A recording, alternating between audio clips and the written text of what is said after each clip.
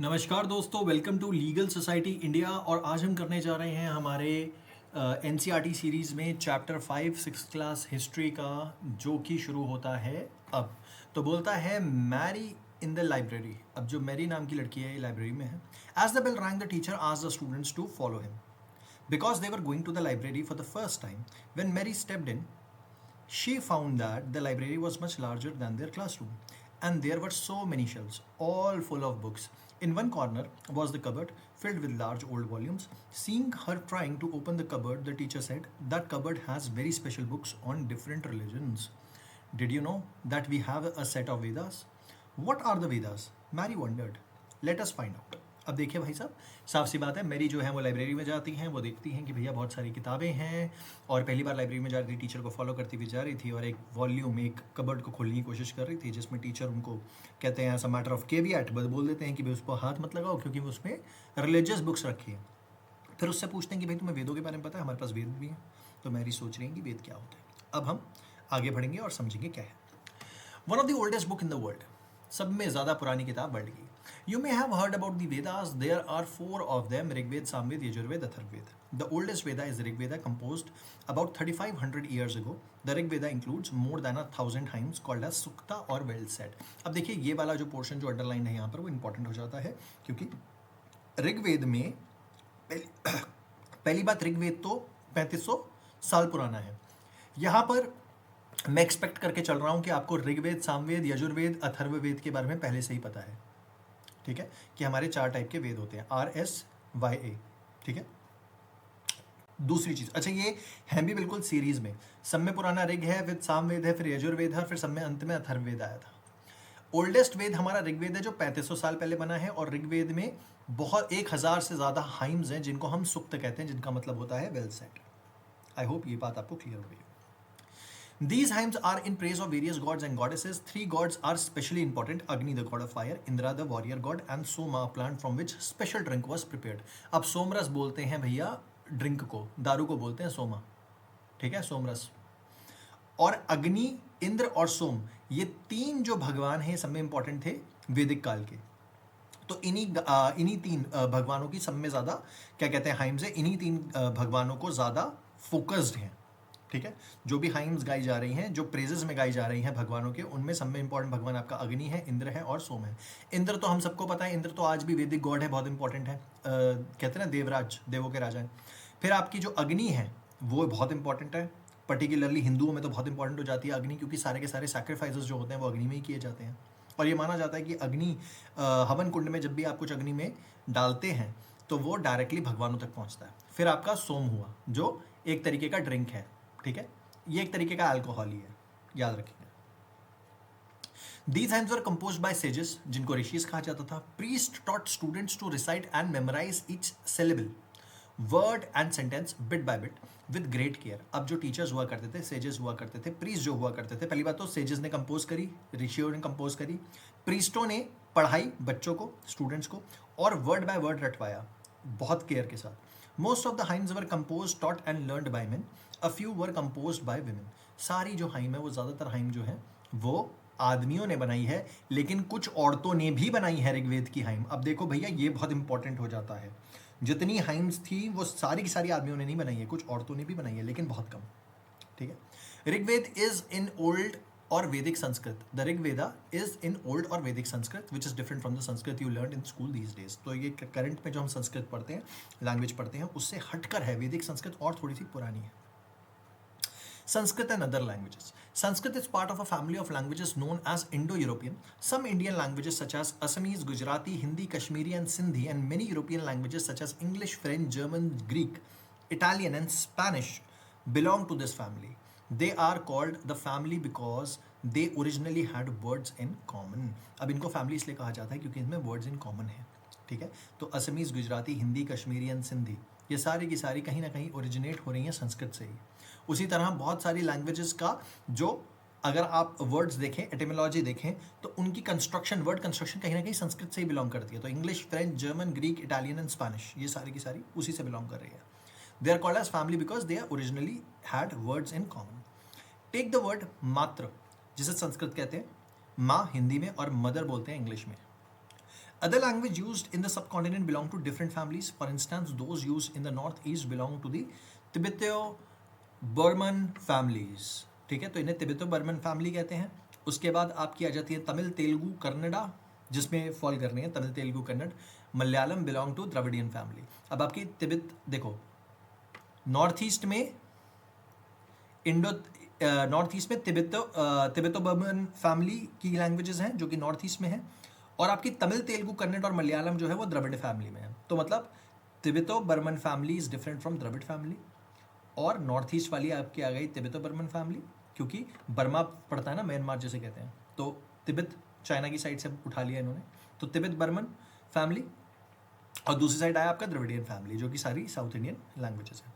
And languages spoken in Jharkhand and parts of central Asia belong to Austro Asiatic family. अब जो झारखंड में और बाकी सेंट्रल पार्ट्स में बोली जाती है वो ऑस्ट्रो एशियाटिक फैमिली से बिलोंग करती है. अब आगे बढ़ते हैं. कहता है the books we used are written in and printed. The Rigveda was recited and heard rather than read. अब ऋग्वेदा जो था उसे रिसाइट किया जाता था और सुना जाता था, लिखा नहीं जाता था. ठीक है, पढ़ा नहीं जाता था. साफ सी बात है, लिखा नहीं जाएगा तो पढ़ा कैसे जाएगा. ठीक है, तो the Rigveda was recited and heard rather than red. तो लिखा ही नहीं गया तो पढ़ा भी नहीं जाएगा, है ना. तो ऋग्वेद को ज़्यादातर सुना जाता था और याद किया जाता था, बोला जाता था और याद किया जाता था, सुना जाता था. It was written down several centuries after. It was first compose and printed less than 200 years ago. बड़ी हैरानी की बात है, सिर्फ 200 साल पहले ही. तो अगर आज से मैं अब ये मान लीजिए जो बुक लिखी गई है, ये जो किताब करंट जो हम पढ़ रहे हैं हिस्ट्री की, ये मान लेते हैं 2000 से, कह रहा था ना हमने शुरुआत में पढ़ा था चैप्टर 1 में कि इस किताब को माने जाएगा कि ये 2000 से है. ठीक है, बुक एग्जिस्टेंस में तो 200 साल पहले, तो अराउंड 1800 में पहली बार इसे कंपोज किया गया है, लिखा गया है. ठीक है, तो written down several centuries after it was first composed and printed less than 200 years ago. तो बहुत सेंचुरीज के बाद तो इसको कंपोज किया गया है. और प्रिंटिंग प्रेस तो भैया शुरुआती 200 साल पहले से हुई है, तो 200 साल के बाद ही आपका प्रिंट हुआ है. ये 200 साल पहले ही प्रिंट होना शुरू हुआ है. उससे पहले तो सिर्फ एक ही कॉपी रही होगी और हाथ से ही लिखी जाती होगी, तो लिखी भी सेंचुरीज बाद है. तो आपको एक चीज़ यहाँ पे याद रखनी है कि जो ऋग्वेद है वो 3500 साल पहले लिखा गया, उसके बाद कई सेंचुरीज के बाद इसको कहीं लिखा गया. 3500 साल पहले तो इसको शुरुआत हुई इसकी. ठीक है, फिर उसके बाद इसको कहीं सेंचुरीज के बाद लिखा गया और सिर्फ 200 साल पहले इसे प्रिंट किया गया. How historians study the Rigveda. कैसे हिस्टोरियंस पढ़ते हैं ऋग्वेद को. तो historians like archaeologist find out about the past, but in addition to material remains, they examine written sources as well. Let us see how they study Rigveda. अब देखो भैया, archaeologist जो होते हैं वो साफ सी बात है पास्ट के बारे में फाइंड आउट तो करते ही हैं, लेकिन साथ ही साथ मटेरियल्स जो लिखे रहते हैं उन्हें भी ये लोग पढ़ते हैं और उन्हें एग्जामिन करते हैं, रिटन सोर्सेज को एज वेल. तो अब हम देखते हैं कैसे ऋग्वेद को इन्होंने एग्जामिन किया. Some of the hymns in Rigveda are in the form of dialogues. जो कुछ हाइम्स हैं ऋग्वेद के वो किस में है, फॉर्म में है, डायलॉग के फॉर्म में. तो some of the hymns of Rigveda are in the form of dialogues, याद रखेंगे. ठीक है, तो some of the hymns of Rigveda are in the form of dialogues. दो लोगों के बीच में बात हो रही है. This is part of one such hymn. This is part of one such hymn, a dialogue between a sage named Vishwamitra and two rivers, Beas and Satluj, that were worshipped as goddesses. तो यहाँ पर एक says थे विश्वामित्र नाम के और उनके पास दो नदियाँ हैं जो उनके आसपास हैं, ब्यास और सतलुज, जिनको वर्शिप किया जाता था एज गॉडेसेस. देखते हैं मैप 1 में क्या बोलता है. A page from manuscript of Rigveda. This manuscript of Rigveda on birch bark was found in Kashmir. अब ये एक मैन्यूस्क्रिप्ट है ऋग्वेद की. ठीक है, ये ब्रिच बार्क पे, ठीक है, बिर्च बार्क जो कि कश्मीर में पाई जाती है, वहाँ मतलब फाउंड इन कश्मीर, वहाँ पर ये मिली है मैन्यूस्क्रिप्ट. ठीक है, और ये बिर्च बार्क पे लिखी गई है और कश्मीर में फाइंड की गई थी ये मैन्यूस्क्रिप्ट. अब बिर्च बार्क के बारे में हम पहले पढ़ चुके हैं क्या होती है. स्पेशली एक स्पेशल टाइप का ट्री होता है, उसकी बार्क को छीला जाता है और उसके ऊपर लिखा जाता है. ठीक है, About 150 years ago, it was used to prepare one of the earliest printed texts of Rig Veda as well as English translation. It is now preserved in library in Pune, Maharashtra. तो ये 150 साल पहले ही इसको use करके print किया गया है एक प्रॉपर तरीके से. ठीक है, और इसको ट्रांसलेट भी किया गया इंग्लिश में. अब विश्वामित्रा एंड रिवर्स के बारे में देखते हैं. तो विश्वामित्रा क्या बोल रहे हैं. O rivers come down from mountains like two swift horses, like two shining cows that dig their calves. You move like chariots to the sea through the power of Indra. You are full of water and wish to unite with one another. The river. We who are full of water move along the path the gods have made for us. Once we start flowing, we cannot be stopped. Why do you pray to us, O sage? Vishwamitra. O sister, please listen to me. The singer who has come from the distance with his chariots and carts, let your waters not rise above our axle, so that we can cross safely. The rivers. We will listen to your prayers so that you can cross safely. Historian points out that, अब historians, अब इससे historians क्या point out कर रहे हैं? Historians point out that hymns were compose in the area where there were river flows. सही बात है, नदियों के बारे में बात हो रही है ना. उसके बाद they also suggest that sages lived in a society where horses and cows were valued animal. क्योंकि कंपैरिजन किससे हो रहा था? हॉर्स और काउ से हो रहा था. O rivers come down from mountains like two swift horses, like two shining cows that lick their cows. तो देखो भाई, यहाँ पे हॉर्सेस के बारे में बात हो रही है, शाइनिंग काउस के बारे में बात हो रही है, तो मतलब गाय की और घोड़े की बड़ी इंपॉर्टेंस रही होगी, तभी तो उसके कंपैरिजन कर रहा है. That is why the rivers are compare to the horses and cows. सही बात है. अब यहाँ पर एक इंपॉर्टेंट चीज़ है, ये जो लिख रहे हैं, do you think chariots are also important? बिल्कुल होते होंगे. Other rivers specially the Indus and its other tributaries and the Saraswati are also named in hymns. वाह, बाकी ट्रिब्यूटरीज के बारे में बात कर रहा. तो यहाँ पे तो अभी हमने दो देखे थे. यहाँ पे दो हमारी कौन सी रिवर्स थी मेजरली जिनके बारे में बात कर रहा था? ये बात कर रहे थे विश्वामित्र, मेरे हिसाब से ब्यास और सतलुज के बारे में बात कर रहे हैं यहाँ पे, है ना. हाँ, ये ब्यास और सतलुज के बारे में बात कर रहे हैं यहाँ पे, ठीक है. लेकिन बाकी की ट्रिब्यूटरीज के बारे में भी यहाँ पर बात की गई है, ठीक है, जो कि सरस्वती हो गई, हाइम्स में उनका मेंशन्ड है. बाकी के बारे में गंगा यमुना के बारे में भी मेंशन्ड है, ठीक है. And the Ganga Yamuna are named only once. अब गंगा यमुना एक ही बार मतलब ली गई है उनका नाम. बाकी टाइम जो नाम लिया गया है वो लिया गया है बाकी सब रिवर्स का. तो मतलब इंडस की ट्रिब्यूटरीज इंपॉर्टेंट थी, गंगा भी इंपॉर्टेंट रही होगी, लेकिन गंगा और यमुना का सिर्फ एक बार नाम लिया गया है. तो इतना ज़्यादा उस एरिया में आपका ये विश्वामित्र जी हैं जाते नहीं होंगे. I hope so. आगे बढ़ जाते हैं. Cattle, horses and chariots. क्या बोलता है? There are many prayers in Rigveda for cattle, children, specially sons and horses. ये तीनों इंपॉर्टेंट हो गए, कैटल, सन्स और horses. Horses were yoked to the chariot that were used in battle, which were fought to capture cattle. सही बात है. Horses को किससे बांधा जाता था? Chariot से, और कैप्चर करते थे cattle. Battles were also fought for land, which was important for pastures and for growing hardy crops. सही बात है भैया. Crops grow करोगे ना यार आप, land इसलिए important है. That ripened quickly, such as barley. Barley उगाया जाता था. Some battles were fought for water and to capture people. वाह, battle होती थी पानी के लिए, लोगों के लिए, barley के लिए, land के लिए, pastures के लिए, कैटल पकड़ने के लिए. Some wealth were obtained was kept by the leader. अब जो वेल्थ ऑब्टेन हुई वो लीडर रखता था. Some were given to priest. प्रीस्टों की तब भी बल्ले बल्ले थी, मजे कर रहे थे प्रीस्ट, ठीक है. And the rest was distributed among the people. अब बाकी का लोगों को जाता था जो कॉमनर्स थे. तो दो लोग जो मेजरली खा रहे हैं यहाँ पे, एक तो लीडर्स जो कि राजा हो गए उस टाइम पे, और प्रीस्ट ले रहा था, और बाकी डिस्ट्रीब्यूट हो जाता था बाकी सब लोगों में. Some wealth was used for performance of yajna, जिसे यज्ञ कहते हैं ना यहाँ पर, ठीक है. तो यज्ञनास भी बोल सकते हो या यज्ञ बोलो, ठीक है. तो यज्ञ और sacrifices in which offerings were made into the fire. तो ऑफरिंग्स किस में दी जाती थी? फायर. तभी तो अग्नि की पूजा हो रही है. These were meant for gods and goddesses. सही बात है. Offerings could include ghee, grain and in some cases animal also. Very good. तो एनिमल्स को भी मार के चढ़ाते थे, घी, ग्रेन सब डालते थे. Most main took part in these Wars. There was no regular army, but there were assemblies where people met and discussed matters of war and peace. They also choose leader who were often brave and skillful warriors. अब यहाँ पर leaders भी choose किए जाते थे जो skillful warriors होते थे, brave लोग होते थे, और assemblies हुआ करती थी जहाँ पर matter discuss होते थे war और peace के. अब words to describe क्या बोलता है? There are several ways of describing people. अब बहुत तरीके हैं लोगों को describe करने के.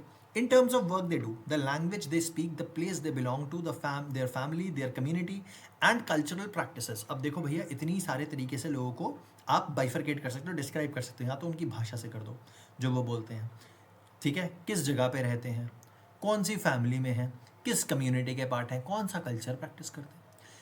कहता है let us see some of the words used to describe people found in Rigveda. अब ऋग्वेदा कैसे डिस्क्राइब कर रहा है? There are two groups who are described in terms of their work. दो ग्रुप हैं जिनको वर्क से डिस्क्राइब किया जा रहा है. एक तो priest, sometimes called Brahmins, who performed various rituals and the rajas. तो दो लोगों को काम बताए गए हैं, दो लोगों को डिस्क्राइब किया गया है उनके कामों से. पहला तो priest जो भैया ब्राह्मण्स कहलाते हैं, और रिचुअल्स में पार्टिसिपेट करते हैं, और दूसरे होते हैं राजास।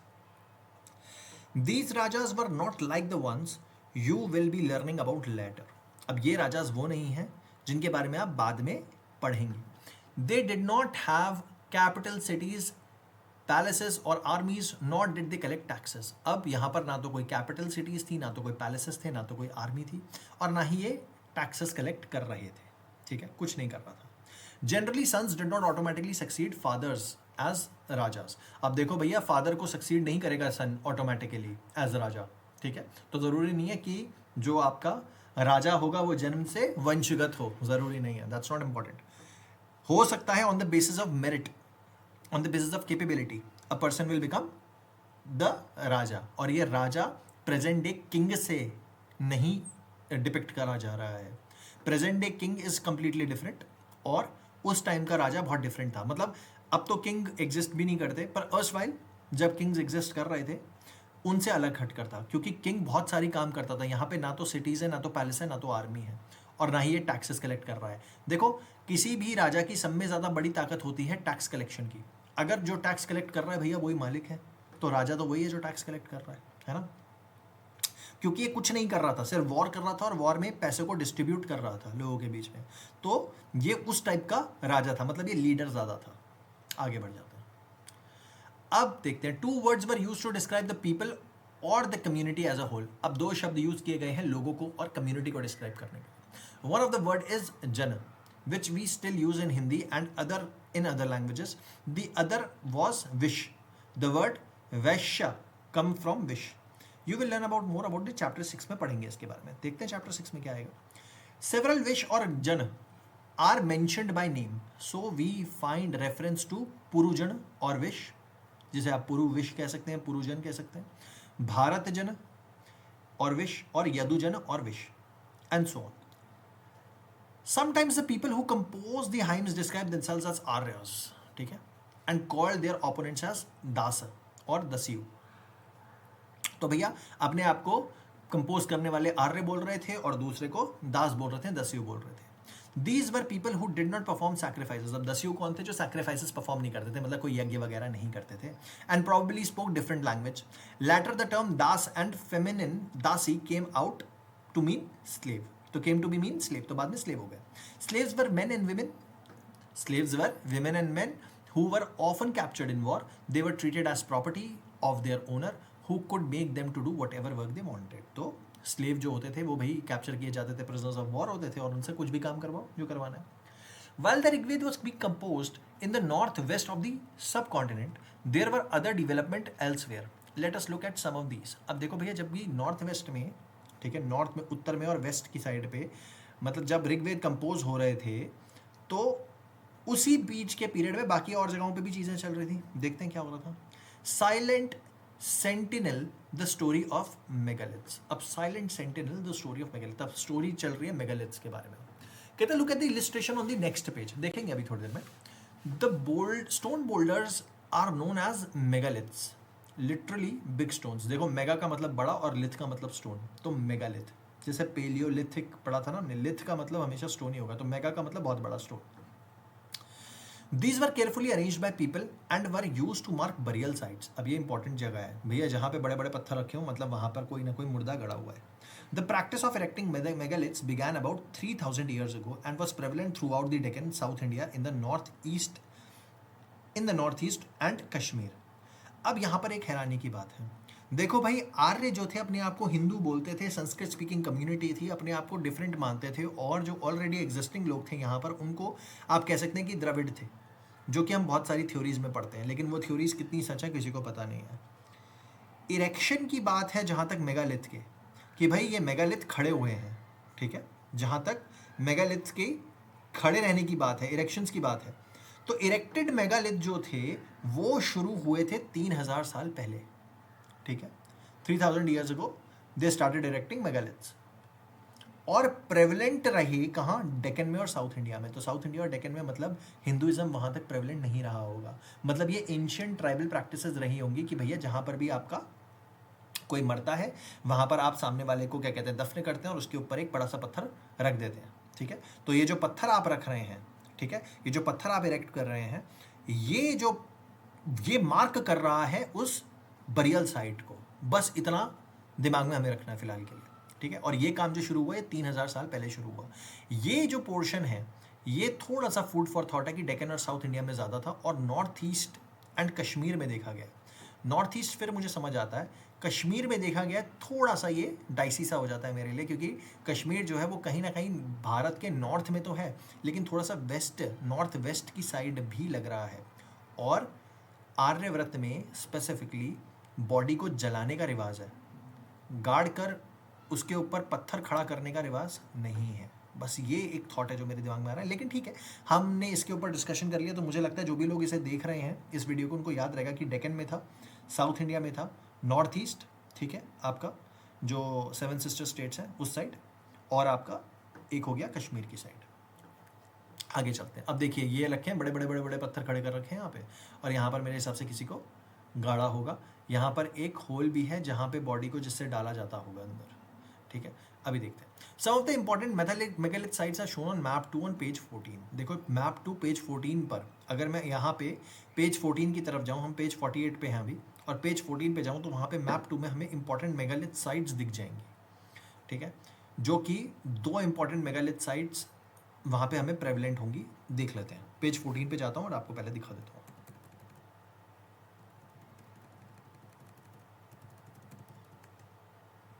चलिए आइए,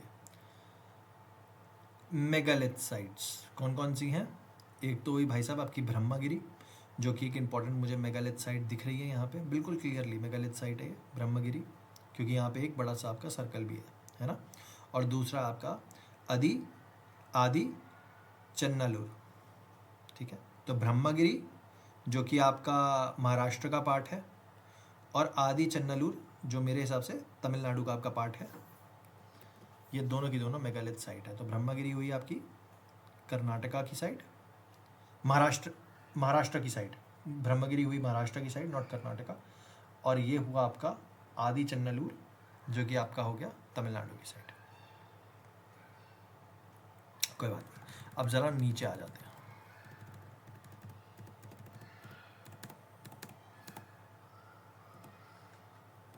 वाह, ब्रह्मगिरी आई गया ऊपर, कोई बात नहीं, यहाँ पे चलते हैं। अब बोल रहा है यहाँ पर कि भाई दो मैप 2 में हमने दो देख लिया। While some megaliths can be seen on the surface, other megaliths burials are often underground. कुछ तो भैया सरफेस पे दिख रहे हैं, कुछ अंडरग्राउंड भी हैं, ठीक है। Sometimes archaeologist find a circle of stone boulders. अब देखो यार, ये बोल्डर्स हैं, स्टोन बोल्डर्स हैं। मेगालिथ होता है एक सिंगल पत्थर बहुत बड़ा। अब ये इनको इंडिविजुअली भी आप कह सकते हो कि मेगालिथ है, लेकिन ये स्टोन बोल्डर्स ज़्यादा लग रहे हैं ना, सर्कुलर फॉर्म में लगा रखे हैं। ये देखो, ये भी सर्कुलर फॉर्म में लगा रखे हैं एक तरीके से boulders, or a single large stone standing on the ground. These are only indications that there is a burial beneath. बस इतना याद रखिए। This type of megalith is known as cyst. अब ये टाइप का मेगालिथ जो है इसे cyst कहते हैं, ठीक है। Some cyst like one shown here have potholes. यहाँ पे एक pothole भी है, दिख रहा है, which could be used as an entrance. किसकी entrance के लिए भैया? या तो लोग यहाँ से घुसकर बॉडी अंदर रखेंगे या डायरेक्टली बॉडी अंदर रख देते होंगे। There were several things, कह रहा है, there were several things that people did to make a megalith. We have made here a list. We have made a list here. Try arrange them. ठीक है, ये इतना important नहीं है, आगे चलते हैं। All these burials have some common features. Generally, the dead were buried with distinctive pots, which are called black and red ware. वाह, जितने भी बरियल्स थे उनमें एक कॉमन फीचर था कि जितने भी मुर्दे थे उनको बरी किया जा रहा था विद डिस्टिंक्टिव पॉट्स। अलग अलग पॉट्स रखते थे उनके पास, ठीक है। मतलब हर किसी के पास कोई पॉट मिल ही जाता था, एक तरीके का मटका, जिसको हम ब्लैक एंड रेड वेयर कहते हैं। तो ब्लैक और रेड वेयर हर बरियल में था। Also found are tools and weapons of iron. Very good, iron tools मिल रहे हैं यहाँ पे, ठीक है, लोहा। And sometimes skeletons of horses के स्केलेटन मिल रहे हैं। Horse equipment, ornaments, stone and gold. Very good, ornaments of stone and gold मिल रहे हैं। Was iron use in Harappan cities? नहीं जी, आयरन हरप्पा में यूज़ नहीं हुआ था। हरप्पा में हमें बिल्कुल याद है, हमने कहीं भी आयरन नहीं पढ़ा, हमने हर जगह हरप्पा में कॉपर पढ़ा है, हमने ब्रॉन्ज भी पढ़ लिया, हमने सिल्वर देखा, गोल्ड देखा, सब देखा, लेकिन आयरन कहीं नहीं देखा, ठीक है। यहाँ पे लिखा है iron equipment found from megalith burial. Left top horse equipment, left below x, below a dagger. इसके नीचे आपका डैगर है, ये हॉर्स इक्विपमेंट है, ये एक तरीके का एक्स बोल रहा है ये, ठीक है। लकड़ी काटने का काम आता होगा, कैसे आता होगा ये तो मैं नहीं कह सकता, लेकिन आता होगा किसी टाइम पे। Finding out about social differences, क्या बोलता है, archaeologist think that object found with a skeleton probably belong to the dead person. सही बात है, कोई भी ऑब्जेक्ट अगर किसी स्केलेटन के पास मिला है तो भाई सही बात है, उस मुर्दे का ही होगा वो object. Sometimes more objects are found in one grave than the other. Find Brahmagiri, Brahmagiri हमें मिल गया, देख लिया हमने। Here one skeleton was buried with 33 gold beads, 2 stone beads, 4 copper bangles and 1 conch shell. Other skeletons have only few pots. These finds suggest that there were some differences in status among the people who were buried. Some were rich, other were poor, some chief, other followers. सही बात है, इतने भैया gold के सामान लेकर बैठा, 33 gold Beed लेके लेटा हुआ है भैया, अगर ये तो साफ सी बात है अमीर ही रहा होगा, कुछ के पास कुछ भी नहीं है। Where some burial spots meant for certain families, ठीक है, where some burial spots were meant for certain families, कई जगह ऐसा भी देखा गया कि भैया एक ही पर्टिकुलर जगह पे पूरी फैमिली को लिटा रखा है। Sometimes a megalith contains more than one skeleton. These indicates that people perhaps belonging to the same family were buried in the same place, though not at the same time. एक समय पे नहीं, लेकिन एक ही जगह पर बरी किए गए हैं। The bodies of those who died later were brought into the grave through potholes. सही बात है, उस pothole के थ्रू ही तो ग्रेव में लेकर आएंगे। Stone circles or boulders placed on the surface probably served as signpost to find a burial site, so that people could return to the same place whenever they wanted to. सही बात है भाई, अगर आप sign बना के रखेंगे तो लोग वहां पे पहुंच तो पाएंगे कि कहाँ पे गाड़ा था, वरना तो भूल ही जाएंगे। A special burial at इनाम गांव, इनाम गांव में आपका एक स्पेशल बरियल है। यहाँ पर क्या लिखा देख लें एक बार, इनाम गांव महाराष्ट्र में है, ठीक है, ये यहाँ पे पोर्शन में मेंशन्ड है। चलिए देखते हैं क्या बोलता है। अ स्पेशल बरियल एट इनाम गांव, इनाम गांव कहता है फाइंड इनाम गांव ऑन मैप 2। अब महाराष्ट्र में ये हम देख चुके हैं। It is a site on the river god, a tributary of Bhima. It was occupied between 3600 and 2700 years अगो। अब 3600 से लेकर 2700 साल तक ये ऑक्यूपाइड रही। Here adults were generally buried in the ground, laid out straight, with the head towards the north. Sometimes burials were within the houses, vessels that probably contained food, water, and were placed with the dead. अब एक बार मैं आपको chapter page number 14 पे जाकर इनाम गांव वापस दिखा भी देता हूँ, ताकि हमें क्या कहते हैं ईजी हो जाएगा। अब यहाँ मैं पेज नंबर 14 डाल देता हूँ और फिर मैं आ जाऊँगा एक बार 49 पर। ये 49 ही है ना, देख लेते हैं पेज नंबर, हाँ ये 49 है पेज नंबर। मैं एक बार 14 पे जाके आपको दिखा देता हूँ इनाम गांव कहाँ पड़ता है। चलिए हम आ गए, ये है भैया इनाम गांव, मुंबई के ज़्यादा दूर नहीं है ना। और आपका हंसगी, जैसे मैं हंसी बोल लो या हंसगी बोल लो, इससे भी ज़्यादा दूर नहीं है, गोदावरी रिवर के थोड़ा सा नीचे ही पड़ रहा है इनाम गांव, ठीक है। चलिए अब 49 पे वापस आ जाते हैं, आपको क्लियर हो गया होगा। तो यहां पर बोल रहा है कि it is site on the river god, a tributary of Bhima river. तो ट्रिब्यूटरी है भीमा रिवर की, रिवर गॉड, और उसी पे पड़ रहा है, ठीक है। It was occupied between 3600 to 2700 years ago. 3600 साल पहले से ऑक्यूपाइड था, 2700 साल तक रहा occupied. Here adults were generally buried in the ground, laid out straight. अब एडल्ट्स को मतलब उम्रदार लोगों को, प्रॉपर लोगों को लिटाकर बरी किया जाता था, with head towards the north. तो सर जो था वो नॉर्थ की तरफ रखा जा रहा है। आज भी आपको पता है नॉर्थ की तरफ रखा जाता है किसी भी डेड बॉडी को, पर्टिकुलरली हिंदू कल्चर में तो नॉर्थ की तरफ ही रखते हैं सर को हमेशा। Sometimes burials were with in the houses, कई बार बरियल्स जो थे वो घर के अंदर ही हुआ करते थे। इनाम गांव में तो घर के अंदर ही बरी कर रहे हैं महाराष्ट्र में। वर प्लेस्ड विद दी अच्छा in the houses, vessels that probably contained food and water were placed with the dead. अब भाई पानी और खाना मृत के साथ रख दिया जाता था। One man was found buried in a large 4-legged clay jar in the courtyard of 5-roomed house, one of the largest house at the site. अब सब में बड़ा एक घर है वहाँ पे, 5 कमरे का मकान है, ठीक है, और उसके बीच में एक कोर्टयार्ड होगा। तो मतलब एक कोर्टयार्ड बीच में होगा और यहाँ पर 4-5 कमरे होंगे। कोर्टयार्ड में ही उसको गाड़ा हुआ है एक क्ले जार में, ठीक है, मतलब घर के कोर्टयार्ड में, बीच में, आंगन में। In the centre of the settlement this house also had a granary. इस हाउस में, इस घर में ग्रेनरी भी थी। The body was placed in a cross legged position, और बॉडी को प्लेस कैसे किया गया? क्रॉस लेग्ड पोजिशन में। ठीक है, कह रहा है do you think this was the body of a chief, give reasons for your answer. हो सकता है चीफ हो, क्रॉस लेग पोजीशन में कोई बाबा जी होंगे वहाँ पे, कई बार पहले होता था। What skeletal studies tell us? अब skeletal studies हमें बताता क्या है? It is easy to make out the skeleton of a child which is smaller size. सही बात है भैया, बच्चे का skeleton छोटा ही होगा तो बच्चे को identify करना आसान है कि बच्चे का छोटा। However, there is no major difference in the bones of a girl and a boy. Can we make out whether a skeleton was that of a man or a woman? Sometimes people decide on the basis of what is found with the skeleton. For instance, if the skeleton is found with jewelry, it is sometimes thought to be that of a woman. However, there are problems with this. Often men also wear ornaments. Men also wore ornaments. तो उस time पे तो भैया आदमी भी ornaments पहनते थे, ज़रूरी नहीं है कि अगर किसी ज्वेलरी के साथ कोई पाया गया तो वो औरत ही होगी। A better way of figuring out the sex of a skeleton is to look at the bone structure. तो bone structure देखें, hip और the pelvic area of women is generally larger to enable childbearing. तो pelvic area की bones अगर बड़ी हैं, hip की bones ज़्यादा बड़ी हैं, तो साफ सी बात है ये औरत होने के ज़्यादा चांसेस हैं, क्योंकि बच्चा बेयर करना होता है औरतों को, तो इस वजह से नेचुरली उनकी पेल्विक बोन, पेल्विक एरिया ज़्यादा बड़ा होता है आदमियों से, ठीक है। These distinctions are based on modern skeletal studies. About 2000 years ago, there was a famous physician named Charaka who wrote a book on medicine called as Charak Samhita. There he stated that human body has 360 bones. That is much larger number than 200 bones that was recognized in the modern anatomy. अब modern anatomy में 200 bones recognised हैं। चरक संहिता में चरक कह रहे हैं 660 bone हुआ करती थी। Charaka arrived at this figure by counting the teeth, joints and cartilage. Charaka ने सब कुछ ही गिन दिया शरीर में, तो उसके बाद ही किया है। आगे लिखा है how do you think he found out about the human body in such great detail. भैया चीर फाड़ की होगी शरीर की, इंसान की, पोस्टमार्टम किया होगा साहब ने, चरक साहब ने, तभी तो पता चला। अब देखते हैं occupations at Inamgaon. Archaeologists have found seeds of wheat, barley, rice, pulses, millets, peas, sesame. ये सब मिला है भैया, seeds मिली है।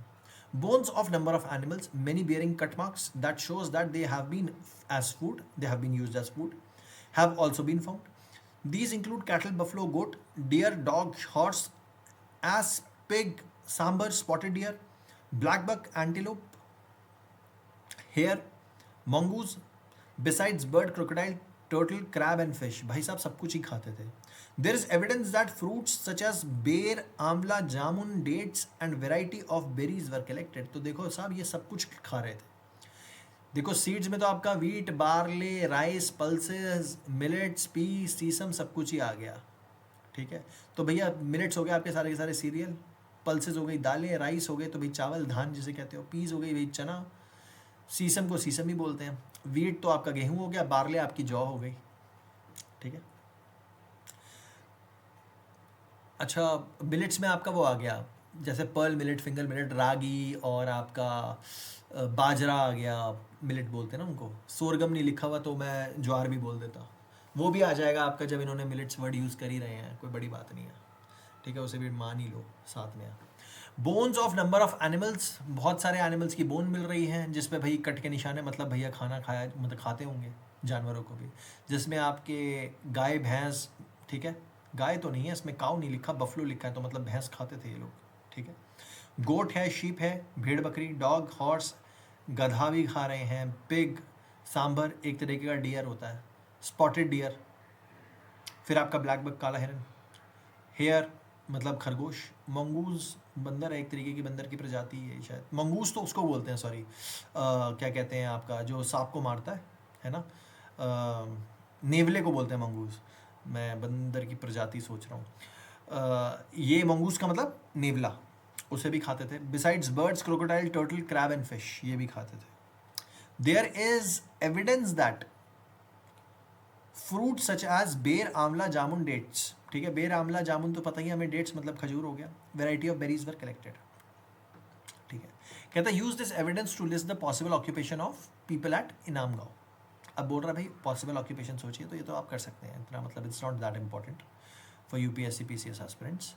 अब देखते हैं एल्सवेयर, बाकी जगहों पे क्या चल रहा था। बोलता है find China in your Atlas, खोल लीजिए चाइना, तो खोलने की भी जरूरत नहीं है, हमें पता ही है। Around 3500 years ago we find some of the first evidence of writings in China. सब में पहले एविडेंस हमें चाइना में मिलते हैं लिखाई के। देखिए पेपर वैसे तो डेवलप चाइना में ही हुआ था, जो कि मुझे पता है। तो 3500 साल पहले हमें दिख रहा है कि भाई एविडेंसेस है चाइना में लिखाई के। These writings were on animal bones. अब ये जो एनिमल बोन्स पर लिखाई की गई है। देखो यार एक चीज देखना, 3500 ईयर्स अगो ही आपका ऋग्वेद आया था, ठीक है, आज से देख रहे हैं हम लोग। तो 3500 ईयर्स अगो ऋग्वेद आया था अराउंड। और 3500 ईयर्स अगो के बाद, कुछ सालों के बाद ही आपका उसे क्या कहते हैं, बहुत सेंचुरीज के बाद, ठीक है, कई सौ सालों के बाद उसे लिखा गया है, और मिनिमम 200 साल पहले ही इसको प्रिंट किया गया है, उस पर मैंने कई बार बोला। पर आप चाइना में देखिए 3500 साल पहले ये लोग लिख कर बैठे हैं एनिमल बोन्स पे, ठीक है। तो बोल रहा है these writings were on animal bones, they are called oracle bones. अब इनको बोला जाता था oracle bones, these are called as oracle bones because they were used to predict the future. Kings got scribes to write questions on the bones. Would they win battle? Would they have good harvest be good? Would they have sons? The bones were then put into the fire and they cracked because of the heat. Then fortune teller studied these cracks and tried to predict the future. As you may expect, these sometimes made mistakes. They sometimes made mistakes. These kings lived in palaces and cities. They amassed vast quantities of wealth, including large, elaborate, decorated bronze vessels. However, they did not know the use of iron. अब देखो भैया, यहाँ पर जो राजा हैं आपके China में, उनके पास लोहा नहीं था, ब्रॉन्ज की वेसल्स थी, बहुत बड़ी बड़ी क्या कहते हैं वेल्थ हुआ करती थी उनके पास, पर उनके पास आयरन नहीं था, आयरन की नॉलेज नहीं थी। और ऑरेकल जो थी वो फ्यूचर प्रेडिक्ट करा करती थी चाइना में इतने साल पहले। हैरानी की बात है। अब देखते हैं, इमेजिन कह रहा है यू लिव इन इनाम गाँव 3000 साल पहले, ये आप खुद से कर सकते हैं, इसको मैं छोड़ देता हूँ। तो गाइज मेरे हिसाब से ये वाला पोर्शन एक बार आप देख लीजिए। Beginning of composition of Rigvedas है आपका, जो वेदास की कॉम्पोजिशन है 3500 साल पहले और ऋग्वेद सब में पुराना है। Beginning of building of megaliths 3000 साल पहले, मतलब 3500 से 3000 पे आ गए। अब हम 500 साल के बाद हम देख रहे हैं कि मेगालिथ्स लगाना शुरू हो गए थे।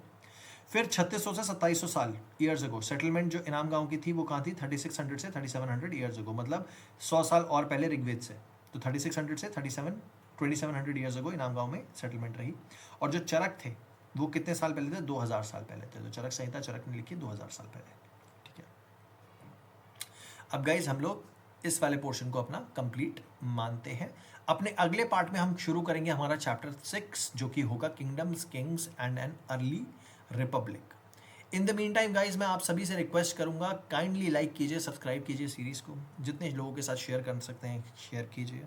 यहाँ पे मैं एनसीईआरटी कंप्लीट करूँगा पूरी की पूरी 6 से लेकर 12 तक की, सारे चैप्टर्स को आराम से पढ़ते हुए चलेंगे ताकि आपकी पीसीएस की प्रिपरेशन होती चले। यहाँ पे मैंने कुछ पोर्शन अंडरलाइन भी कर रखा है जो कि आपको ईजी रहेगा नोट्स बनाने के लिए। मैं आपसे उम्मीद कर रहा हूँ कि आप शॉर्ट नोट्स बनाते चल रहे होंगे इसी सेशंस के साथ। तो guys keep reading, keep listening and thank you so much for listening to me. Thank you so much.